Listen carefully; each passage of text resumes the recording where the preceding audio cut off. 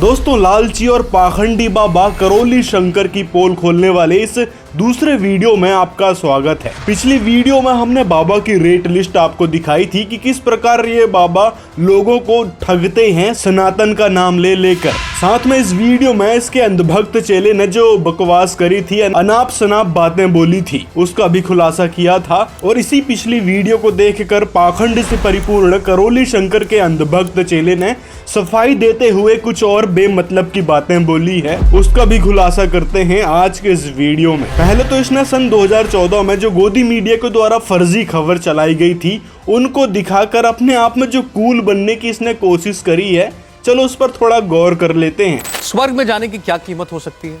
बाबा रामपाल के मुताबिक कीमत थी 1 लाख रुपए। रामपाल ने स्वर्ग भेजने के नाम पर भक्तों से खूब पैसे ऐंठे। भक्तों को स्वर्ग भेजने का झूठा प्रलोभन देता था। भक्त स्वर्ग जाने के लालच में 1 लाख रुपए देने के लिए आसानी से राजी हो जाया करते थे। बाबा रामपाल ने इसी चाल से ये अकूत संपदा, ये दौलत इकट्ठा। इसमें इस गोदी एंकर ने जो बात कही है कि संत रामपाल जी स्वर्ग भेजने के नाम पर 1 लाख रुपए लेते थे, जबकि दोस्तों यदि इस करौली शंकर के अंधभक्त चेले ने थोड़ा से भी संत रामपाल जी महाराज का ज्ञान सुना होता तो इसको पता चलता कि संत रामपाल जी कभी स्वर्ग की बातें नहीं करते। संत रामपाल जी स्वर्ग के बारे में बताते हैं कि वो तो एक रेस्टोरेंट है जहां जाने के बाद भक्त अपनी पुण्य कमाई को व्यर्थ करता है, नष्ट करता है। जैसे ही पुण्य कमाई खत्म होती है तो फिर पाप कर्म भोगने के लिए नरक में डाल दिया जाता है। उसके बाद फिर इसी पृथ्वी लोक पर पटक दिया जाता है 84 लाख प्रकार की योनियों को भोगने के लिए। तो ये सारी बातें बताते हैं संत रामपाल जी, ना कि स्वर्ग जाने की कोई बात करते हैं। संत रामपाल जी बताते हैं कि वह अमर धाम शतलोक है जिसके बारे में गीता अध्याय 18 श्लोक 62 में बताया गया है। तो उस सनातन परम धाम की जानकारी संत रामपाल जी महाराज देते हैं, और वो भी निःशुल्क। इससे स्पष्ट होता है कि न्यूज एंकर गोबर का नशा करके बकवास कर रहा था, जिसका उसके पास कोई प्रूफ नहीं था, ना ही ये सारी बातें न्यायालय में रखी गई थी। हमारे आश्रम में 1,51,000 रुपए का जो हवन होता है ना, उसका पूरा टैक्स सरकार को जाता है। 100 रुपए की अर्जी लगती है, उसका भी जीएसटी भरा जाता है दरबार के द्वारा। क्योंकि हमारे गुरु ये कहते हैं कि नेशन फर्स्ट, राष्ट्र सर्वोपरि है, राष्ट्र सबसे पहले है। हाँ, क्योंकि इन्हीं राष्ट्र के लोगों को तो सनातन का नाम ले लेकर ठगना जो है। यदि टैक्स नहीं भरोगे तो कहीं पुराने मुकदमे सामने ना आ जाएं और फिर आपके पाखंडी बाबा को कहीं। इसीलिए टैक्स के नाम पर सरकार को मोटी रकम देनी पड़ती है, नहीं तो लूटने वाले कभी देते नहीं हैं। और रही बात संत रामपाल जी महाराज की, तो संत रामपाल जी महाराज के आश्रम में 1 रुपए भी नहीं मांगा जाता। वहाँ हर चीज निःशुल्क है, आप खुद वहाँ जाकर देख सकते हैं। आप चंदा चढ़ावा लेते हो, वो भी तो पैसा ही है, उसी से अपने आश्रम चला रहे हो, उसी से अपने भंडारे कर रहे हो, सब कुछ कर रहे हो ना। और दान की बात है तो भक्त अपनी स्वेच्छा से 10, 20, 50 रुपए दान करता है, ना कि उससे जबरन मांगा जाता है। और तो और बेशर्मी की हद तो तब हो जाती है जब ये लोग ये कह देते हैं कि अपनी कमाई का 10वां हिस्सा हमको दो। तो 10वें अंश के बारे में संत रामपाल जी केवल परमात्मा का संविधान बताते हैं कि परमात्मा कहते हैं कि 10वां अंश गुरु को दीजिए, जीवन जन्म सफल कर लीजिए। लेकिन संत रामपाल जी ने ये कभी नहीं कहा कि आप जबरन दान दो, आपको देना ही पड़ेगा, मतलब जबरदस्ती नहीं मांगते। जैसे कि आपके करौली शंकर हर जगह पर्ची काटते फिरते हैं कि हाँ आपको अंदर प्रवेश करना है, लो पर्ची कटवाओ 100 रुपए की, भभूति चाहिए, लो पर्ची कटवाओ, रोग दूर करना है 1,51,000 दो पहले तो। मतलब ऐसे ऐसे ढेरों रुपए लिए जाते हैं, जिसकी बात हमने पिछले वीडियो में भी करी थी, वो भी प्रूफ के साथ। और संत रामपाल जी महाराज के सभी 11 सतलोक आश्रमों में जो भी सामग्री आती है सभी प्रॉपर जीएसटी बिल के साथ आती है। मतलब हर चीज में संत रामपाल जी टैक्स भरते हैं। और राष्ट्र के संविधान की ही बात कर रहे हो, और आपके गुरु तो राष्ट्र के संविधान का भी सम्मान नहीं करते। तो संत रामपाल जी महाराज ही एकमात्र ऐसे संत हैं जो स्वयं तो अनुशासित हैं ही, साथ में भक्तों को भी अनुशासित करते हैं और हर एक भारतीय संविधान का पालन बखूबी से करवाते हैं। साथ में उस परमेश्वर के संविधान को भी बताते हैं और पालन भी करवाते हैं। और जिस 2014 के बरवाला घटना का वीडियो दिखाकर आप कह रहे थे आपके गुरु ने किस तरह से देश के संविधान के खिलाफ एक आदमी बनाकर पुलिस वालों से द्रोह और विद्रोह किया था, तो स्पष्ट है कि चोर कौन और ठगोड़ा कौन और असली कौन। ये तो जनता समझदार है ना। हाँ, तो इसकी सच्चाई जानने के लिए पहले तो आपको ये वीडियो देखना पड़ेगा जो सीसीटीवी फुटेज के साथ है। अब सीसीटीवी पर विश्वास नहीं करोगे तो फिर करोगे किस पर? तो यहाँ पर पूरी सच्चाई है कि किसने धज्जियां उड़ाई थी भारतीय संविधान की। क्या संतराम पाल जी ने या फिर स्वयं पुलिस वालों ने धज्जियां उड़ाई थी? इस पर डिटेल में बताया गया है। और जिस पोस्ट को दिखाकर आप भसड़ फैलाना चाह रहे थे कि संतराम पाल जी भारतीय संविधान का पालन नहीं करते और हमारे जो मुख्यमंत्री हैं, प्रधानमंत्री हैं, राष्ट्रपति हैं, उनके बारे में गलत कहते हैं, तो पहले तो ये पोस्ट ही फर्जी है, क्योंकि संतराम पाल जी ने ऐसी कोई बातें नहीं कही है, ना ही अपनी किताबों में और ना ही सत्संगों में। इसका मतलब है कि कोई भी कुछ भी लिख देगा तो आप उन्हीं बातों पर विश्वास करने लग जाते हो। तो इससे ही आपकी मानसिकता का पता चलता है। पहले रिसर्च कर लिए होते कि संतराम पाल जी सच में ये बात कहते हैं नहीं कहते हैं। फिर आगे आपने एक और फर्जी न्यूज़ दिखाई थी संतराम पाल जी महाराज के बारे में, तो चलो थोड़ा उस पर भी गौर कर लेते हैं। अपने गुरु की हरकतें देखोगे तो अब हम तुम्हें दिखाते हैं तुम्हारे गुरु की हरकतें। बाबा रामपाल की अय्याशी के राज। इस भ्रष्ट न्यूज चैनल ने जो भी बातें बोली है उस बात का प्रूफ क्या है? क्या ये बातें सच में कोर्ट में साबित भी हुई हैं? जो आप इस वीडियो को दिखाकर ये सिद्ध करना चाह रहे थे कि संतराम पाल जी ऐसे संत हैं जो मीडिया वाले दिखाते हैं, तो मतलब प्रूफ दिखाओ ना कि क्या प्रूफ है आपके पास कि संतराम पाल जी के आश्रम में ये चीज़ें मिली थी। और रही बात दवाइयों की, शक्तिवर्धक दवाइयां मिली थी। तो दवाइयों वाले केस में संतराम पाल जी दिसंबर 2022 में बाइज्जत बरी हो चुके हैं। थोड़ा ये भी रिसर्च कर लिए होते अपनी अंधभक्ति को दरकिनार रखते हुए। और अगर इस वीडियो में थोड़ा सा और गौर करें तो इसमें कहीं भी ऐसी चीज नहीं दिखाई गई है जिससे स्पष्ट होता है कि आश्रम में ऐसा कुछ सामान भी मिला था। जो दवाई दिखाई गई हैं वो भी गूगल से डाउनलोड करके और संतराम पाल जी महाराज की फोटो के साथ अटैच करके दिखाया गया। जो बातें बोली जा रही है उसके एक भी फोटोज नहीं है। यदि बात सच होती तो वीडियो या फोटोज जरूर दिखाते ये मीडिया वाले, लेकिन बस घटिया वॉइस ओवर करके और चंद चीज़ों को दिखा दिया और आप भी उसी बात को मान बैठे कि हाँ ये बात सच थी। मतलब कुछ भी। और जिस अश्लील पुस्तकों की बात ये कर रहा है कि आश्रम में अश्लील पुस्तकें मिली और किताबें, तो कहाँ है भाई वो पुस्तक? दिखाओ जरा, वहाँ तो कोई पुस्तकें दिख नहीं रही है। तो दोस्तों कहने का मतलब है कि संतराम पाल जी को सन 2014 में बदनाम किया गया था इन झूठी, इन भ्रष्ट मीडिया के जरिए, और गलत सलत चीज़ों का वॉइस ओवर कर करके बता दिया गया कि संतराम पाल जी के आश्रम में ये है वो है, दंड फन दिखाया। एक भी प्रूफ नहीं और ना ही कोर्ट में कोई भी बात साबित हुई है। हर एक केस में संतराम पाल जी बाइज्जत बरी हो रहे हैं। चाहे बात सन 2006 में लगे करौथा केस की हो, चाहे बात हो बंधक बनाने की, चाहे बात हो प्रतिबंधित दवाइयों की, तो उन केसों में भी संतराम पाल जी बाइज्जत बरी हो चुके हैं। और मीडिया के द्वारा फैलाई गई इन बकवादों का उद्देश्य भी सिर्फ यही था, संतराम पाल जी को इतना बदनाम कर दिया जाए कि लोग उनसे नफरत करने लगें। लेकिन हुआ इसके विपरीत है। संतराम पाल जी से लोग नफरत करने की जगह उनकी तरफ अट्रैक्ट होने लगे और उनका ज्ञान समझ कर उनसे जुड़ने लगे। आज करोड़ों की संख्या में संतराम पाल जी के अनुयायी हैं, हर जगह हर गांव में मिल जाएंगे, जिससे स्पष्ट होती है कबीर जी की वाणी कि कबीर और ज्ञान सब ज्ञानड़ी, कबीर ज्ञान सो ज्ञान, जैसे गोला तो बुकाइब करता चले मैदान।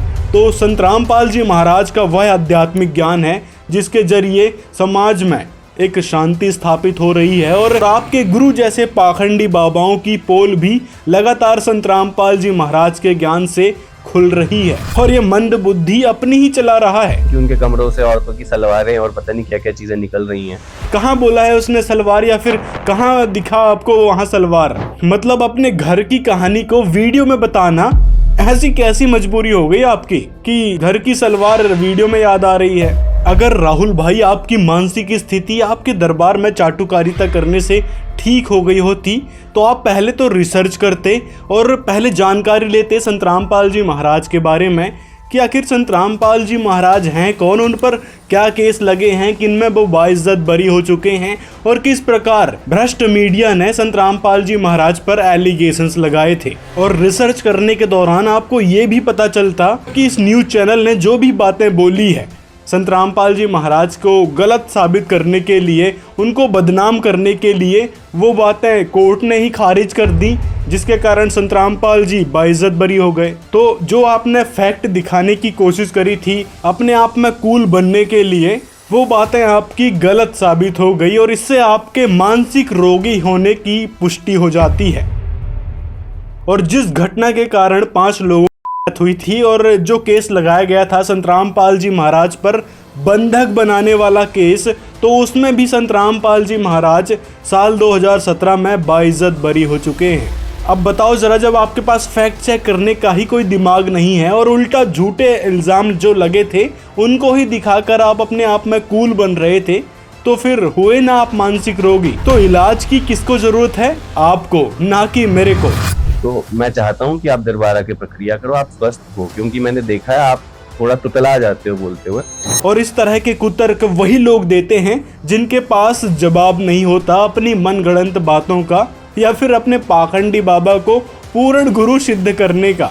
क्योंकि जैसे आप समस्या को समस्या बोलते हो, भ्रमित को भ्रमित बोलते हो, और चाहे मैं भ्रमित को भ्रमित बोलूं या फिर सह को शय बोलूं, लेकिन मेरी फैक्टफुल बातों से आपकी सुलग तो रही है ना, बस इतना ही काफ़ी है। और जब आप मानसिक रोगी प्रूफ ही हो चुके हैं तो फिर आपके आरोग्य हवन की भी पोल खुल रही है कि जब बाबा के चाटुकार चेले पर ही आरोग्य हवन काम नहीं किया तो और लोगों पर क्या ही करेगा, जो पैसे भर भर के अपना दुख दूर करवाने के लिए, अपनी मानसिक स्थिति ठीक करवाने के लिए दरबार में आते हैं। अब ये मत कहने लग जाना कि जिस प्रकार संत रामपाल जी महाराज के बारे में मीडिया वालों ने झूठी खबर फैलाई थी, उसी प्रकार हमारे जो करौली शंकर गुरु हैं उनके बारे में भी मीडिया वालों ने झूठी खबरें फैलाई थी। क्योंकि आपके गुरु पर जो भी एलिगेशंस लगे थे वो एकदम सत्य और प्रमाणित हैं, जिसका जीता जागता उदाहरण वो कई सारे लोग हैं जिनको आपके गुरु ने ठगा था,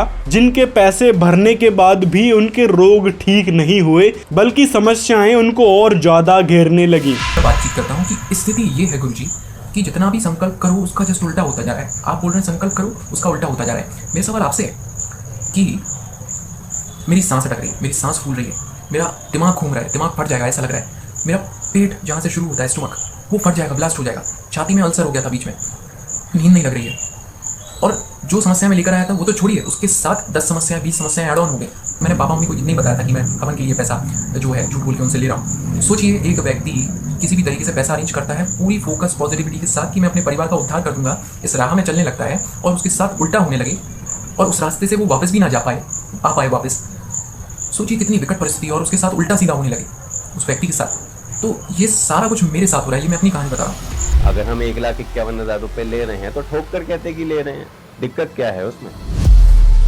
तो राहुल भाई, आपका मानसिक रोग दिन ब दिन बढ़ते जा रहा है। ना ही आपके करौली शंकर यानी आपके गुरु की कोई विधि काम कर रही है, ना ही आपके ऊपर किए गए आरोग्य हवन से कोई फायदा नजर आ रहा है, बल्कि दिन ब दिन आपकी दिमागी स्थिति और बद से बदतर होती जा रही है। इसीलिए जल्द से जल्द संत रामपाल जी महाराज की शरण ग्रहण करें, जिससे आपके अंदर प्रवेश प्रेत आत्मा से और टोना टोटके से छुटकारा मिल सके। कहते उस परमात्मा को याद कर तत् ब्रह्म को, गीता अध्याय नंबर 7 के श्लोक नंबर 29 में गीता ज्ञानदाता कहता है,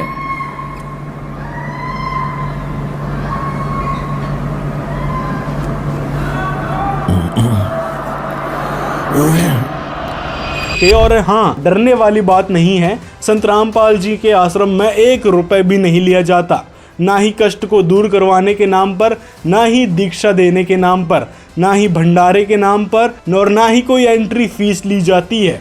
मतलब निःशुल्क सारी समस्याओं का समाधान होता है। इसीलिए आप बेझिझक संत रामपाल जी की शरण में आ सकते हैं और उनसे नाम दीक्षा लेकर अपनी जो दिमाग की स्थिति है उसको ठीक करवा सकते हैं। जैसे कई सारे ऐसे भक्त हैं जिनको कई सारी समस्याएं थी, लेकिन वो संत रामपाल जी की शरण में आए और उनकी सारी समस्याएं एकदम ठीक हो गईं नाम दीक्षा लेने के जस्ट बाद ही, और उसका उनको 1 रुपए भी नहीं देना पड़ा। तो ये होते हैं असली पूर्ण संत, जिनकी शब्द में शक्ति होती है, जिनके वचनों में शक्ति होती है।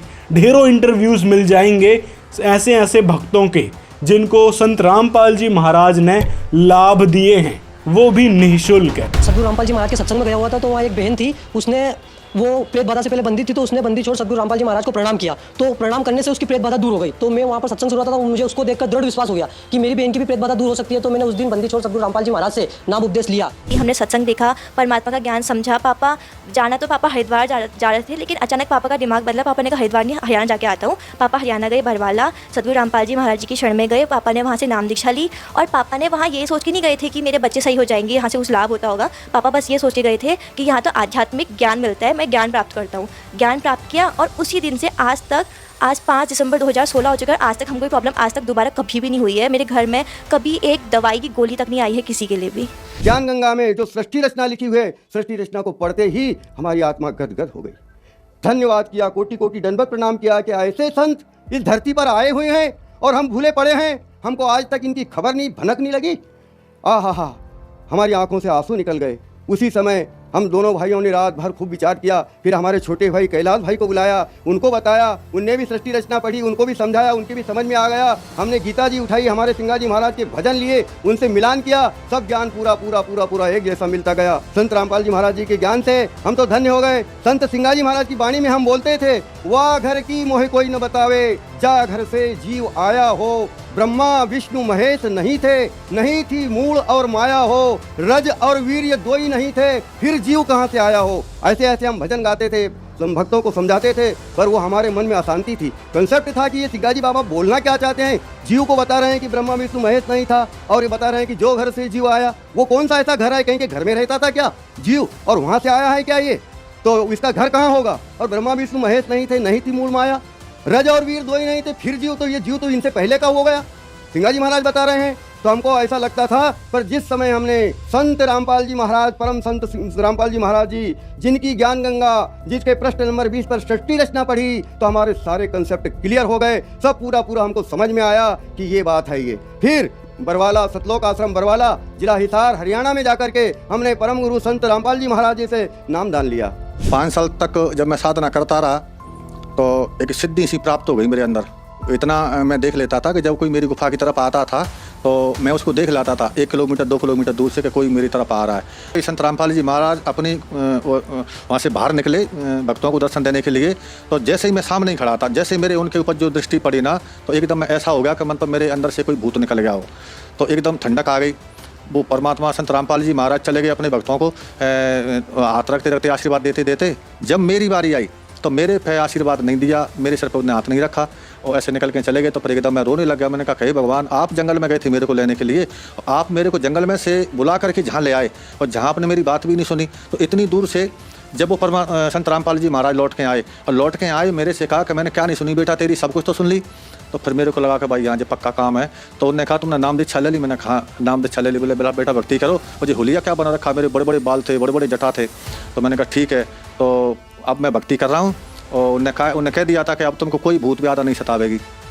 तो पहले बहुत से आते थे जिन भूत बेताल वगैरह, अब कोई नहीं आता, और बढ़िया भक्ति हो रही है और बढ़िया साधना में लगे हुए हैं। और जबकि पहले मैं मरने के लिए जा रहा था, पहला लाभ तो यही है कि जब मेरा बिल्कुल ऐसे लकड़ी जैसे शरीर हो गया, व्रत करते करते, उपवास करते करते, तो एकदम ऐसा नया जीवन मिला जो भक्ति साधना करने से। आज देखो मेरी बॉडी कैसी है, बिल्कुल जे लग रहा है मैं तो अभी घर से निकल के आ रहा हूँ। जब मैंने दीक्षा नहीं ली थी जब, तो पहले अगर आज भी मेरे को लोग देखते हैं तो वो पहचान नहीं पाते हैं कि आप वही हैं क्या।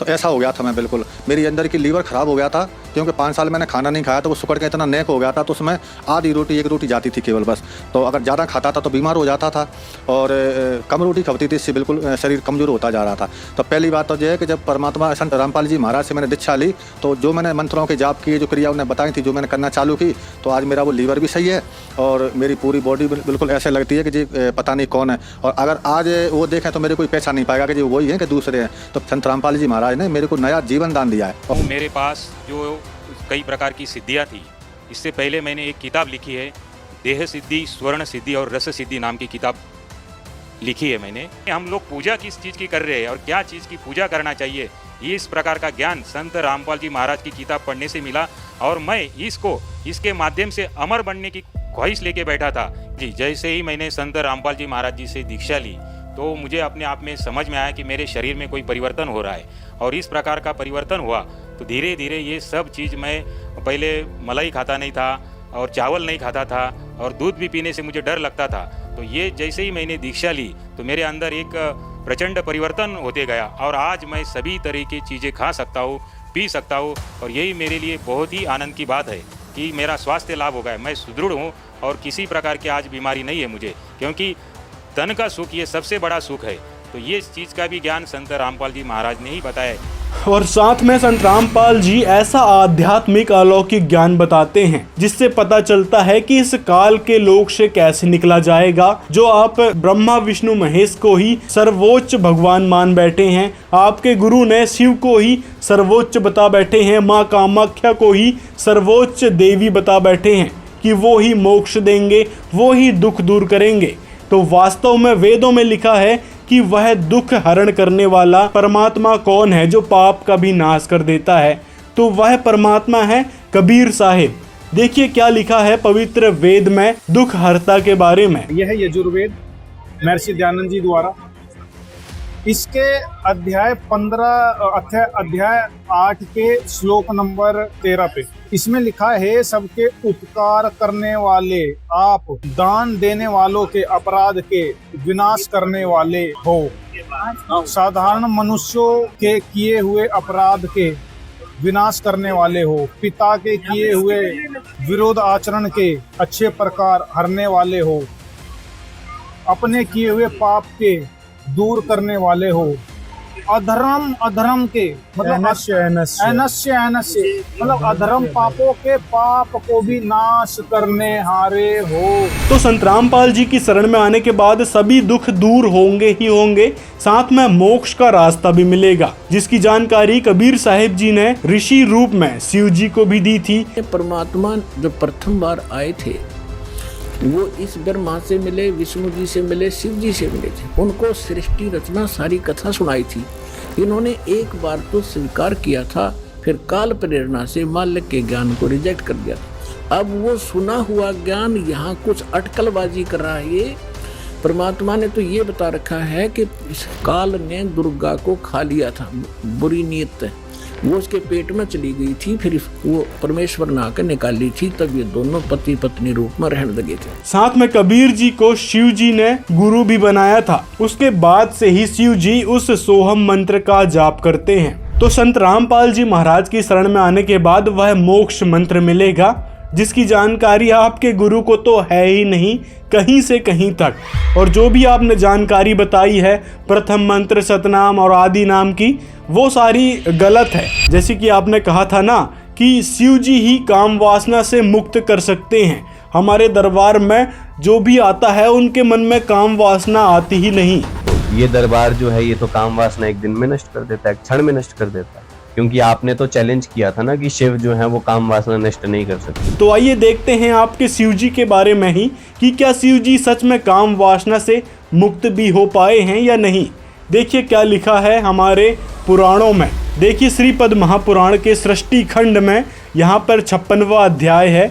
इसमें नीचे श्री भगवान यानी विष्णु जी ने कहा कि पहले शिव गंधर्वों, किन्नरों तथा मनुष्यों की सुंदर तथा युवती स्त्रियों को मंत्र के द्वारा बहुत दूर आकाश में खींचकर तपस्या के बहाने उन सबों के साथ रमण करते थे, यानी कि संबंध बनाते थे। वहां पर अत्यंत मनोहर कुटी बनाकर उन सबों के साथ महेश्वर यानी आपके शिव जी कर्मात होकर क्रीड़ा करते थे।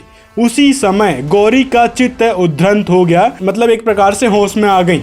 उन्होंने ध्यान योग के द्वारा क्रीड़ा करते हुए जगदीश्वर यानी आपके शिव जी को देखा। उनको स्त्री के साथ भीतर गए हुए जानकर गौरी क्रोधित हो गई और उसके बाद क्षेमणकरी का रूप बनाकर उन्होंने भीतर प्रवेश किया। आकाश में अत्यंत दूर एकांत में कामदेव के समान कांति वाले सुंदर स्त्रियों के मध्य में विद्वान शुभ पुरुष यानी आपके शिव जी को स्त्रियों के साथ आलिंगन करके बार बार क्रीड़ा करते हुए और अस्वस्थ होकर खूब चुंबन करते हुए काम परशवश शिव जी को देखकर पार्वती जी उनके सामने खड़ी हो गई और उन सबों के केस को पकड़कर खींचकर चरण से मारा, यानी पैरों से मारा।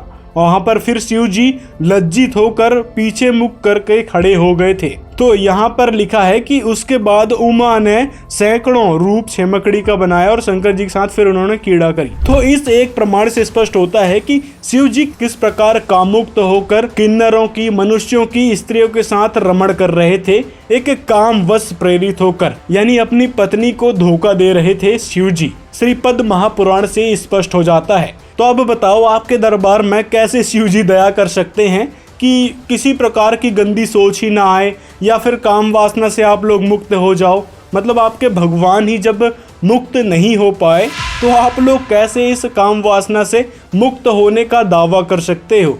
आगे आपको एक और प्रमाण दिखाते हैं शिव जी के बारे में। देखिए यहाँ पर श्रीमद् भागवत महापुराण में इस प्रकरण में सुखदेव जी और विष्णु भगवान की चर्चा हो रही है। तो यहाँ पर विष्णु भगवान शिव जी के बारे में बता रहे हैं। मतलब इस प्रकरण में समझाया जा रहा है, विष्णु जी ने जब मोहिनी का रूप बनाया था और जब शंकर जी ने प्रेयर करी थी कि मुझे भी वह मोहिनी रूप दिखाइए, शंकर जी के देखते देखते वायु ने उसकी झीनी सी साड़ी करधनी के साथ उड़ा ली। मोहिनी का एक एक अंग बड़ा ही रुचिकर और मनोरम था। मतलब जहां जहां शिव जी की आंखें लग जाती वहीं लगी रहती। यही नहीं, यानी मन भी वहीं रमण करने लगता। उसको इस दशा में देखकर भगवान शंकर उसकी ओर अत्यंत आकृष्ट हो गए। उन्हें मोहिनी भी अपने प्रति आसक्त जान पड़ती थी। उसने शंकर जी का विवेक छीन लिया था। वे यानी शिव जी उसके आव भाव से कामातुर हो गए और भवानी के सामने ही लज्जा छोड़कर उसकी ओर चल पड़े। यानी इस एक और श्रीमद् भागवत महापुराण के इस प्रमाण से स्पष्ट होता है कि शिव जी किस प्रकार उस मोहिनी के पीछे दौड़ पड़े कामुक्त होकर। मतलब यहाँ भी शिव जी अपनी काम वासना को रोक नहीं पाए, उस पर संयम नहीं कर पाए। तो सोचो कि आपके दरबार में आने से कैसे लोग काम वासना से मुक्त हो सकते हैं। तो ये दरबार जो है ये तो काम वासना एक दिन में नष्ट कर देता है, क्षण में नष्ट कर देता है। मतलब हद होती है बेवकूफ़ी की। पहले रिसर्च कर लो अपने देवताओं के बारे में जिनकी आप भक्ति बताने लग रहे हो। जब शिव जी ही काम वासना से युक्त हैं, उनके ऊपर भी काम वासना आसक्त हो रही है, तो फिर किस प्रकार शिव जी लोगों को काम वासना से मुक्त कर पाएंगे। फिर आप कहते हो कि शिव जो हैं वो मोक्ष नहीं दे सकते। यदि शिव मोक्ष नहीं दे सकते तो अपने मंत्र के प्रारंभ में ओम क्यों लगा रहे हो? अपने मंत्रों में श्रीम क्लीम लगा रहे हो, माँ के ही मंत्र लगा रहे हो और माँ का ही अपमान कर रहे हो। ये कैसा दोगलापन है भाई। इन सब से तो बहुत ही स्पष्ट हो जाता है कि ये रामपाल जो है ये पूर्ण रूप से शास्त्र विरोधी, सनातन विरोधी और हिंदू विरोधी है। जब हम इस काल का रोटी खा रहे, कपड़ा पहने, पानी पीवे, इसमें जीवें सोवें, सारा शोध इसमें कर रहे हैं, तो इसका टैक्स है हमारे ऊपर, इसकी मजदूरी करनी पड़ेगी। और हमारे ऊपर पता नहीं कितनी फाटक बंद कर रखे, रास्ते बंद कर रखे।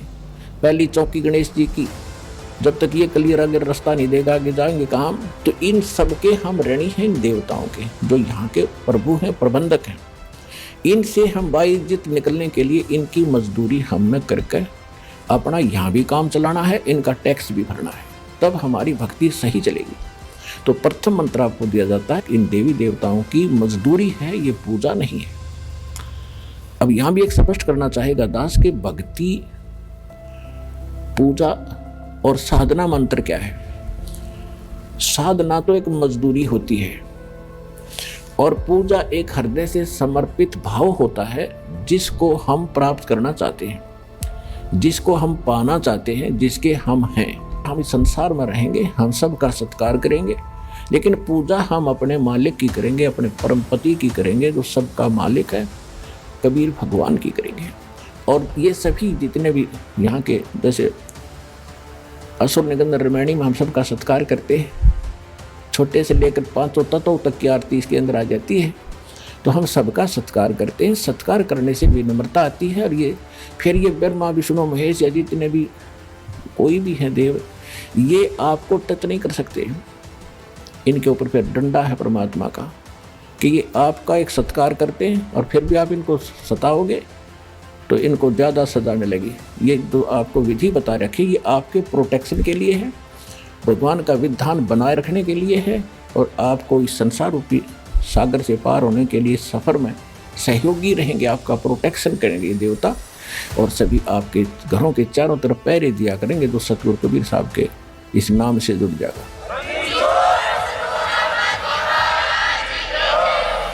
और रही बात है उस सभा में जो लोग हाथ नहीं खड़ा कर पाए थे उन लोगों की, प्रमाण के रूप में शंकराचार्य जी की धर्म संसद देख लो। जब गुरुदेव धर्म संसद में महाकुंभ में गए थे और शंकराचार्य जी के साथ साथ अन्य सभी बैठे लोगों को वहां ओपन चैलेंज दिया और कहा कि एक गंदा कामुक विचार किसी के मन में आ रहा हो तो हाथ खड़ा करे और आप सबको शिव की सौगंध है। तो जरा तुम ये बताओ कि क्या आप वहां पे बैठे होते तो क्या आप हाथ खड़ा कर लेते यदि आपके मन में भी ऐसे कोई विचार आ रहे होते? नहीं करते, क्योंकि लज्जा नाम की भी एक चीज होती है जो हर किसी के अंदर है और शायद आपके भी अंदर होगी या फिर जो लोग वहां बैठे थे उनके अंदर भी थी कि मैं कैसे हाथ खड़ा कर दूंगा, कहीं लोग मेरे बारे में उल्टा सीधा ना सोचने लगें जो आसपास लोग बैठे हैं कि भाई ये तो काम वासना से ग्रसित है और इसके अंदर काम वासना की मतलब गलत भाव आते रहते हैं। एक हे दृष्टि से लोग उसको देखते, इस कारण भी लोगों ने हाथ खड़ा नहीं किया था। ये बात खुद ही दिमाग लगा सकते हैं, मतलब एक कॉमन सेंस की बात होती है। और अगर इतनी सी ही कॉमन सेंस आपके पास नहीं है तो फिर धिक्कार है आपकी चाटुकारिता की डिग्री पर जो करौली शंकर के दरबार से आपने ली है। फिर उसके बाद आप जो नाम देते हैं वो क्या नाम है? सत सुकृत अविगत कबीर। कौन से शास्त्र में ये नाम लिखा है बताएंगे मुझे? कहाँ लिखा है? फिर आप जो मंत्र जाप देते हैं ओम ओम ओम, क्लीम क्लीम क्लीम, हरियम हरियम हरियम, श्रीयम श्रीयम श्रीयम, सोहम सोहम सोहम, कहाँ लिखे हैं ये मंत्र? कौन से शास्त्र में है? ये कौन सी शास्त्र भक्ति आप करवा रहे हैं? प्रथम मंत्र दिखाते हैं कि प्रथम मंत्र क्या है। ये देखिएगा, ये हमारा बॉडी का चित्र है, इसमें ये कमल बने हुए हैं। ये मूल कमल में गणेश जी और इसका ये किलियन जाप है और इससे ऊपर स्वाद चक्र अनुष्ठान, ये स्वादिष्ठान चक्र भी कहते हैं। इसकी 6 पंखुड़ियाँ दूसरे कमल की और सावित्री ब्रह्मा इसका ओम जाप है। यहाँ लक्ष्मी और विष्णु का जाप है, ये नाभि कमल है और इसका ये हरियम जाप है। ये शिव और पार्वती रहते हैं। यहाँ परमात्मा ने इनको मंत्र दिया था, ये मंत्र है। तो उसके बाद ये उनके शिष्य बने थे, उसके बाद शंकर भगवान इसी का जाप करते, इसलिए सोहम जाप यहाँ इसका कहा गया। अब यहाँ देखिएगा, ये दुर्गा है, इसका ये 16 पंखुड़ियों का कमल है, कंठ के अंदर है और ये इनका जाप है। और यहाँ और आगे अलग ये तो करके केवल मालिक ने संदेश दिए हैं। अब ये हैं इस शरीर से, इस पिंड से यहाँ तक बरी होने के लिए हमने ये मूल मंत्र जाप करने हैं। कैसे करने हैं ये नहीं खोलूंगा, वो तो जो उपदेश लेगा उसी को बताऊंगा। प्रथम चरण में संत रामपाल जी महाराज जो नाम दीक्षा अपने शिष्यों को देते हैं, क्या वो प्रमाणित हैं? अब आपको दिखाते हैं गरीबदास जी महाराज द्वारा रचित अमर सदग्रंथ से प्रमाण। देखिए ब्रह्मवेदी अंग। अब देखिए मुक्ति मुद्रा अंग से ये प्रमाण। अब देखिए ब्रह्मकला अंग से प्रमाण। फिर ये आगे का मंत्र क्या देते हैं? ओम सोहम, ये इनका सतनाम है। और कबीर साहब क्या कहते हैं? सत्य नाम कोई नाम नहीं, ये है आत्म रूप। कि सत्य नाम कोई नाम नहीं है जपने वाला, ये आत्म स्वरूप है। जिसने आत्म स्वरूप को जान लिया उसने सत्य नाम को जान लिया। और कबीर साहब ने तो सोहम के ऊपर भी काफी व्याख्या की है, उस पर भी एक अलग वीडियो बनाएंगे, काफी लंबा विषय है। अब देखते हैं संत रामपाल जी महाराज जो द्वितीय मंत्र यानी सतनाम दीक्षा में देते हैं, क्या वो उन्हें शास्त्रों से प्रमाणित कर पाएंगे? देखते हैं। सतनाम इस दास के पास है, 2 अक्षर का है, जो आदमी धर्मदास साहिब जी को कबीर परमात्मा ने सीधा दिया था, जिसमें एक ओम है, जैसा कि आपको कबीर सागर में और कबीरपंथी शब्दावली में प्रकट दिखाएंगे। अभी उसमें स्पष्ट लिखा हुआ कि ये मंत्र धर्मदास जी को दिया गया था। इनके पास वो मंत्र ही नहीं, सतनाम ही नहीं है, तो इनके पास पाप नाश कैसे होंगे? ये तो दुनिया को डुबो रहे हैं। धर्मदास जी को कौन सा नाम मिला? ये देखिएगा, कबीर सागर, खेमरा श्री कृष्ण दास प्रकाशन, मुंबई। ये है कबीर सागर, संपूर्ण 11 भाग। अब आगे देखो, अब 62 के ऊपर क्या बताया है ज्ञान प्रकाश 62 पृष्ठ पे है। यहाँ देखो 62 पृष्ठ पे क्या बताया है, सतगुरु कबीर साहब बताते हैं,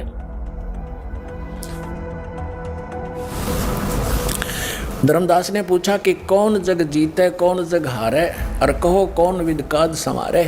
अब परमात्मा ने उसको नाम दिया, वो नाम बताते कौन सा दिया धर्मदास जी को, वो सतनाम क्या है। इंद्री जीते साधुन सो हारे, कहे कबीर सतगुरु निस्तारे। जो इस तरह जाप कर लेगा उसको सतगुरु पार करेगा। सतगुरु सो सतनाम लखावे, वो सतगुरु है जो सतनाम बतावेगा समझावेगा। और सतपुर ले हंस पहुंचावे, सतपुर सतलोक में। अब ये आ गया वो सतनाम 2 अक्षर का, ओ हम सो हम जानो वीरू, और धर्मदास सो कहे कबीरू। अब यहाँ परमात्मा ने इसको थोड़ा सा गुप्त कर दिया, ओम को ओ हम लिख दिया, इनका समझ ना आई बात। सोहम ओम जानो वीरू, धर्मदास सो कहो कबीरू। अब सतनाम सुमरण करे और सतगुरु पद निज ध्यान, आत्म पूजा जीव दया, लह सो मुक्ति अमान। अब इससे एक तो ये सिद्ध हो गया कि परमात्मा के नाम से जीव की मुक्ति होगी उस सतनाम तय। और सार नाम अलग है, आदि नाम भी कहते हैं उसको। फिर इनका सार शब्द आता है, सार नाम क्या कहते हैं, आदि नाम है सत्य कबीरा। अब भाई साहब सत्य भी लिखने में आता है, कबीरा भी लिखने में आता है। और कबीर साहब कह रहे हैं 52 अक्षर लोक तरह सब किछ नमाही, ए अक्षर खिण जाएंगे वो अक्षर इनमें नाही। कि 52 अक्षरों में तो ये अक्षर आते ही नहीं है, तो सत्य भी 52 अक्षरों में है, कबीर भी 52 अक्षरों में है। यहाँ पे तुम कंफ्यूजन क्रिएट करते हो ना। अब सार नाम जिह्वा से न्यारा है और तुम लोग कह देते हो कि श्वासों से जपा जाता है। श्वासों से तो तुम लोग सतनाम जपते हो, मैं सार नाम की बात कर रहा हूं। अगर सार नाम आदि कबीरा है, सत्य कबीरा है, तो ये जिह्वा से तो जपा जा रहा है भाई, तो कहां से हो गया सार नाम ये 17 पृष्ठ है ज्ञान बोध का। अब यहाँ क्या लिखा है, कहे कबीर सुनो धर्मदासा, आदि नाम मैं कहूं सब पासा। आदि नाम को मैं बोलकर सुनाता हूं, यहाँ देख नीचे आ गया। ऐसा सब जग जीव गुरहाई, धर्मदास मैं तुम्हें सुनाई। जो मैंने तेरे को नाम बता दिया ना, सबको बताना, आदि नाम में भाग सुनाई, और ये जग जीव न चेत्या भाई। वो ने कहा के पारा कहा नहीं जाई, ये कहने लगे मैंने बोल के सुनाया परमात्मा। आदि नाम सबको दर्शाया, जग जीवों को ज्ञान सुनाया। ये दुल्ले को भेद न पाए, अज्ञानी क्यों राड मचाए। आदि नाम की सुध बिसराई। अब ये देखो 18 पृष्ठ पे ज्ञान बोध का, आदि नाम हम भाग सुनाया, ये मूर्ख जीव मरब नहीं पाया। हमने उस आदि नाम सार शब्द विधेय शब्द को, अकय शब्द को, जो नहीं कहना किसी के सामने, उसका जाप नहीं करना हो तो वो सुरत नर से जाप है, उसको हमने बोल कर सुनाया, और ये मूर्ख जीव मरब नहीं पाया। अब परमात्मा ने कहा था कि अभी इसको डिस्क्लोज नहीं करना। अब कबीर साहब ने कहा था धर्मदास मेरी लाख दुआई, और ये मूल ज्ञान की दरबार न जाई। अब परमात्मा ने धर्मदास जी को जब ये नाम बता दिया, सार नाम भी बता दिया, मूल ज्ञान बता दिया, सतनाम बता दिया, फिर कहा था कि धर्मदास अभी ये मूल ज्ञान किसी को बताना नहीं। इस मूल ज्ञान को और सार नाम को गुप्त रखना। धर्मदास मेरी लाख दुहाई, ये देखिएगा जीव धर्म बोध, बोध सागर का ही है ये 1937 पर सत कबीर वचन। धर्मदास तो ये लाख दुहाई, और सार शब्द बार नहीं जाई। सार शब्द बार जो पर ही बिचड़ी पेड़ी हंस नी तेरही, युगन युगन तुम सेवा कीना, ता पीछे हम यहाँ पर दीनी।